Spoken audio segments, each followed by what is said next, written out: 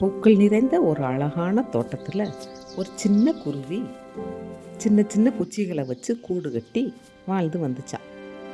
ஒரு நாள் பெரிய மழை வந்து அந்த கூண்டு பிஞ்சு போயிடுச்சான். குருவி ரொம்ப சோகமாயிடுச்சான். அப்போ நம்ம ராமு பையன் வந்து அந்த குருவியை சமாதானப்படுத்தி, நான் உனக்கு கூண்டு செஞ்சு தாரேன்னு சொன்னானான். ஒரு மரக்கட்டையால் ஆன ஒரு கூண்டு கொண்டு வந்து